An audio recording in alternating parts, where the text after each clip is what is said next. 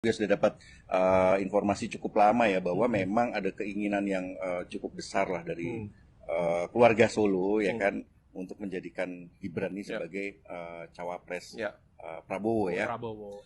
Ini sebenarnya udah pernah gue bahas ya waktu itu, tapi agak kita cut kan. Sebetulnya yang ingin Gibran menjadi cawapres itu ada dua. Yang pertama Ibu Iriana sendiri, walaupun sama Kaisang sudah dibantah kan, dia bilang jangan bawa ibu saya. Lalu yang kedua Gibrannya sendiri gitu. Nah, kita diskusi lah sama orang-orang yang mengetahui kenapa Ibu Iriana ini pengen anaknya menjadi cawapres, karena ada kemarahan dari Ibu Iriana terhadap Ibu Megawati. Jadi ada ya istilahnya antar ibu lah ini kan. Kenapa? Karena Gibran kalau istilah Rikang dikuyo-kuyo ya.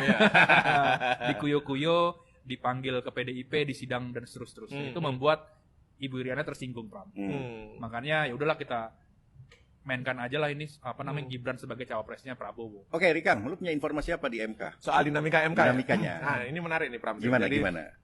Nggak jauh beda dengan narasumber Hussein yang mengetahui dinamika di dalam MK itu sendiri. Jadi narasumber gue yang mengetahui dinamika itu dan juga merupakan kolega hakim konstitusi itu juga cerita ke gue gini, Pram, bahwa satu, komposisinya adalah 414. Oh, sama ya berarti persis, ya. 414 begitu kan. Di mana ada ketua MK di situ atau memberikan suaranya, pilihannya, disitulah kemudian bobot putusan MK akan diputuskan.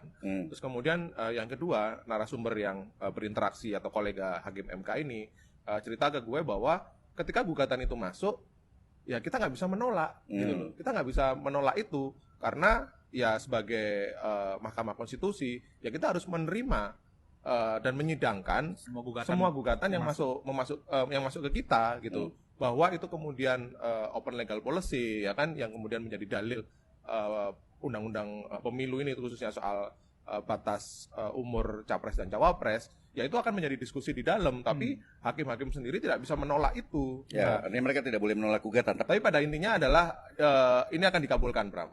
Sama seperti info yang narasumbernya Hussein. Narasumber gue juga bilang ini udah pasti goal. Itulah yang kemudian membuat yang gue bilang tadi bahwa putusan atau gugatan ini menggelinding terus, dibahas terus meskipun sejumlah persidangan atau hakim-hakim konstitusi mendalilkan bahwa ya mestinya ini urusan DPR apalagi pemerintah sebagai pembuat undang-undang gitu. Tapi ketika gugatan ini masuk ada intrik politik di situ dan yang mau nggak mau kemudian bergulir.